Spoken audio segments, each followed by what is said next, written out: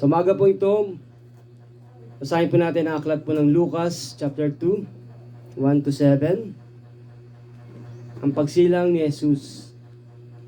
Nang panahong iyon, inutos ni Emperador Augustus na magkaroon ng census sa lahat ng nasasakupan ng imperyo ng Roma.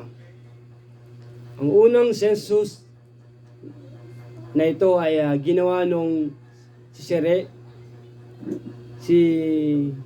Serenio ang gobernador ng Syria. Kaya't umuwi ang mga tao sa sarili nilang bayan upang magpatala. Mula sa Nazaret, isang lungsod na sa Galilea, si Jose ay pumunta sa Judea, sa Bethlehem, na bayang sinilangan ni Haring David sapagkat siya ay mula sa angkan ni David. Kasama rin niyang umuwi upang magpatala si Maria na kanyang magiging asawa.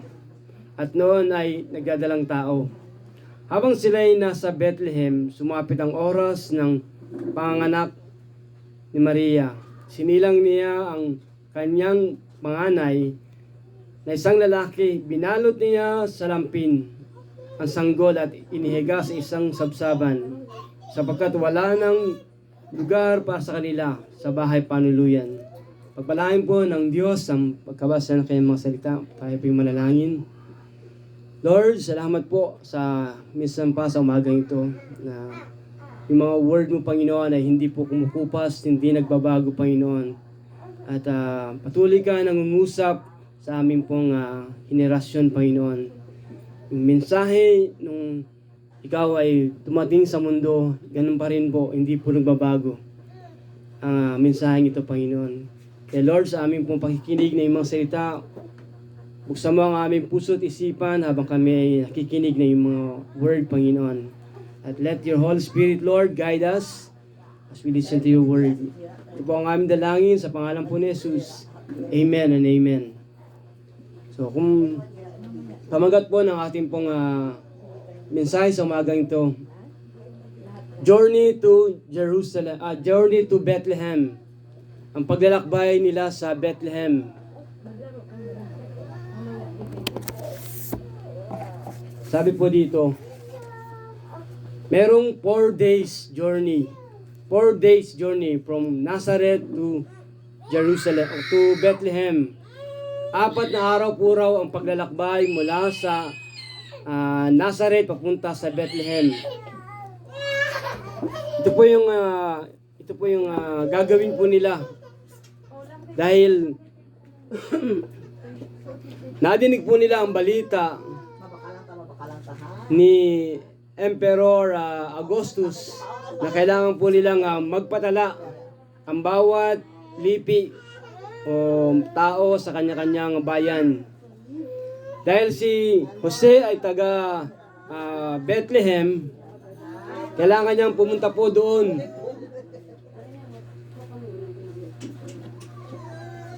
Pero makita po natin na si Jose at si Maria ay naninirahan po sa Nazaret. Kaya kailangan po nilang maglakbay o mag-travel ng 4 days para makarating po sa Bethlehem.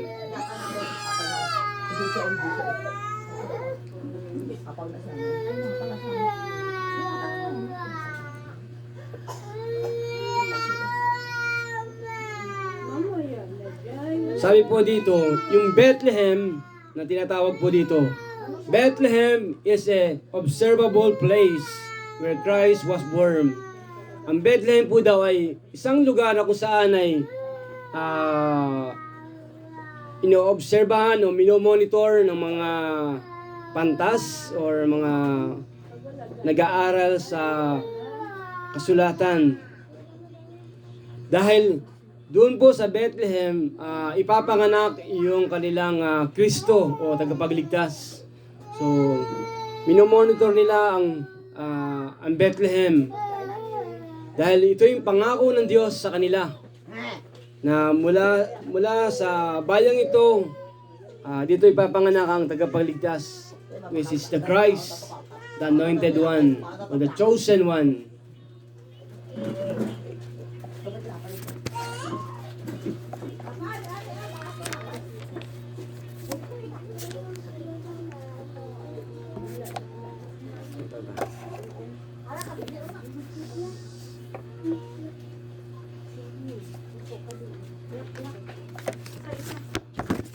So makita po natin,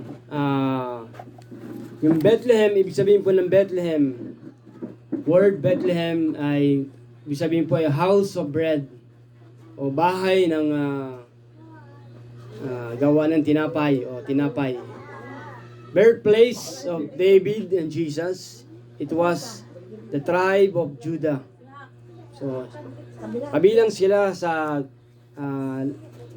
tribe of Judah, yung Bethlehem po.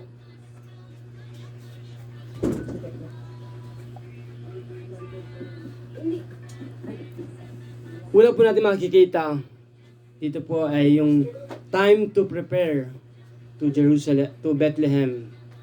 So, yung oras o panahon ng kanilang paghahanda papunta sa Bethlehem. So, alam natin po naman, pag tayo po ay magta-travel, talagang marami po tayong ihahanda. Yung mga gamit, pagkain, inumin. Pero isa pang makikita po natin dito, yung the condition of the mother, o ni Maria. Siya po ay kabuhanan na ni Maria. At pero kailangan nilang mag-travel po. So isa ito sa mahirap po na gagawin po nila. Rin yung 4 days, wala naman po doong bus o train na pwedeng sakyan para nadong ka agad. So, kailangan nilang maglakbay po ng through yung mga either kabayo or camel or yung ginagamit po nila pagka-travel po. So, matagal po ang kanilang paghahanda na ginagawa para makarating po lamang doon sa isang lugar.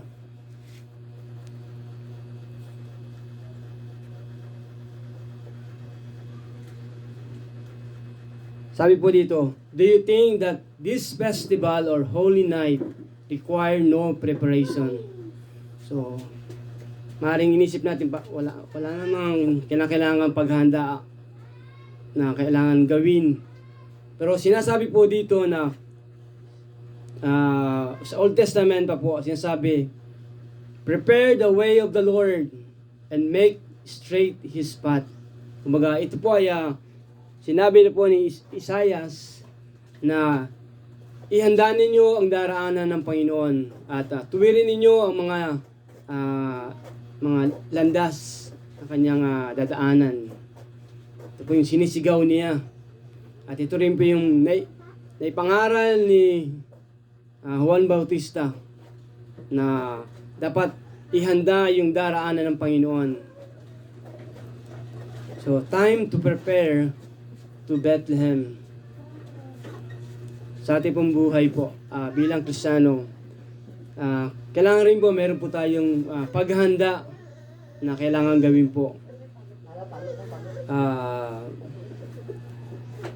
Especially, pag tayo po ay, pag Sunday, di ba ba? Maghanda, para maaga po tayo, pagsamba or purihin ng Panginoon. So, time management po or para to put in order, lagyan natin sa maging maayos po ang lahat ng bagay for the glory of God. Amen po. Pangalawa po na makita natin, time to come in the city. Yung panahon na sila po'y dumating po doon sa lugar ng Bethlehem. Ano po nangyari po? Sabi po dito sa verse 5 o verse 6. Sabi sa verse 6, habang sila'y nasa Bethlehem, sumapit ang oras ng panganganak ni Maria. So, nandun na po sila. Nakarating na sila. At maaring sila ay pagod na pagod or sa kanilang paglalakbay po. At tamang-tama, nung sila'y nandun na, manganganak na si Maria.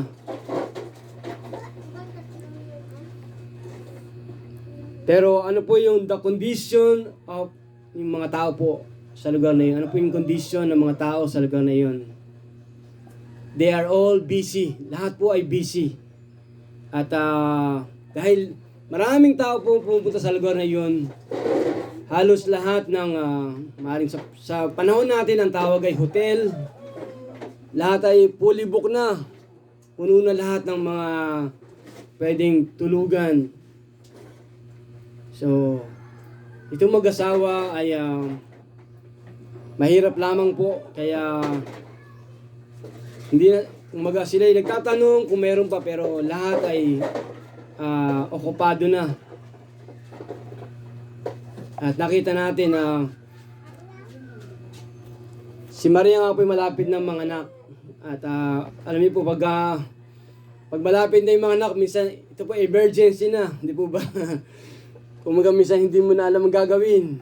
Minsan naka-experience po ako ng mga nakikita ko nanganganak kasi sa ospital ako nagtatrabaho, kaya busy. Kailangan na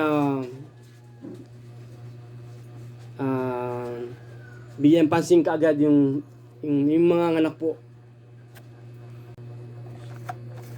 Ano pa po nakita po natin? Sabi po dito, bisahin ulit natin. Habang sila'y nasa Bethlehem, sumapit ang oras ng panganak ni Maria. So, ayun nga po, mga anak na si Maria. Sa oras na yun, nung sila'y dumating na sa Bethlehem. At habang maraming tao abala din sa kanilang mga ginagawa, hindi nila alam na yun ang araw na ipapanganak ang kanilang tagapagligtas. Sabi nga, ito ay isang holy night, banal na gabi. Dahil ang ipapanganak ay hindi lang ordinary, hindi po ba? Kundi tagapagligtas, savior ng mundo.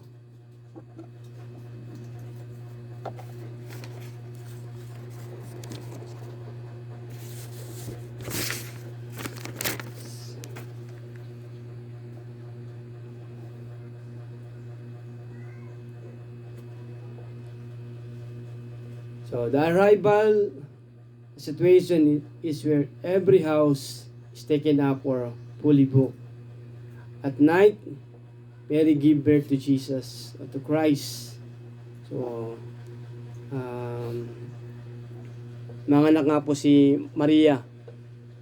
Dahil po doon, kumaga, walang ibang nakakaalam ng kanyang nangyayari po.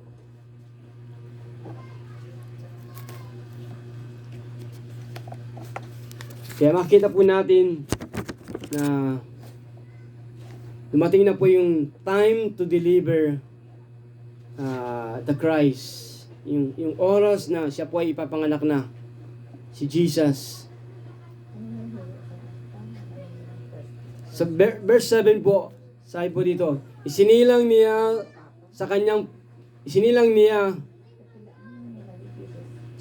ang kanyang panganay na isang lalaki, binalot niya sa lampin ang sanggol at inihaga sa isang sabsaban, sapagkat wala nang lugar para sa kanila sa bahay panuluyan. So, si Jesus, doon lang sa sabsaban lang po siya na ilagay, binalot ng lampin, at doon nga sa sabsaban po siya na ilagay, o naihiga.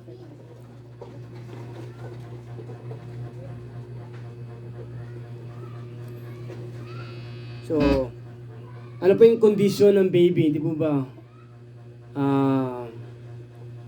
The condition of yung baby. Diba? Bisa pag may bagong panganak po, kailangan parang mayroon nakatutok sa kanya na light. Ano ba? Di po ba? Yung tinututokan siya ng ilaw, yung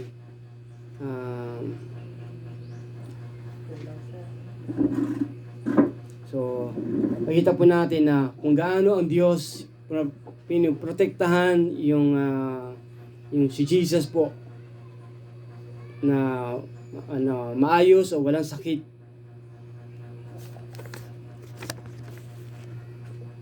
Ito po.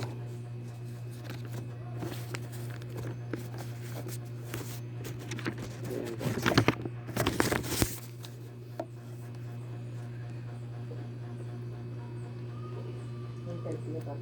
So, ito pong journey nila sa Bethlehem ay nakita po natin na historical po siya, kumbaga naitala na hindi dapat ito makalimutan ng mga tao po kung paano si Jesus na ipanganak sa mundo ko. Kasi sabi po nila, Christmas is the peace of salvation for all mankind. Ang Pasko po daw ay isang pagdiriwang o celebration ng kaligtasan ng lahat ng mundo. Kasi nga po, ipinanganak yung ating pong tagapagligtas na magsisave po sa atin, sa lahat ng tao. So, this is the world historical birthday. Kakaibang klaseng birthday ang panganak ni Jesus po. So sa umaga po ito, as the message of the Lord, journey to Bethlehem. So tayo po, may iba-iba tayong journey sa ating pong buhay. Iba-iba yung ating tinatahak, iba-iba yung paglalakbay natin sa buhay. Pero one thing is sure, kumaga, God is with us, di po ba? Ang pangalan po ni Jesus, isang pang pangalan niya ay yung Emmanuel. His name is Emmanuel. Sabihin, God with us. So, sa ating pong paglalakbay sa buhay, o journey natin, lagi natin pong tandaan, God is with us. O, kasama natin ang Panginoon sa ating pong journey natin. Hindi niya tayo iiwan, hindi niya tayo pababayaan po. So umagang ito po, yung journey natin po ay sabi, yung life is a journey, hindi po ba sinasabi nila. So, ang buhay isang paglalakbay. At isang araw, mararating mo rin yung tamang destinasyon mo.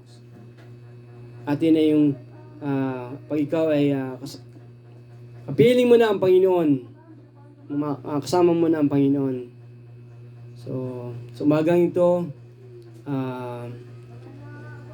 habang ang Pasko ay papalapit, lagi natin pong tandaan na ang Pasko ay isang piyesta ng kaligtasan para sa lahat ng tao. So, salamat kay Jesus na ipinanganak po para parang lahat ay magkaroon ng kaligtasan, magkamit ng kaligtasan. So, napakabuti ng Diyos, mahal niya tayo.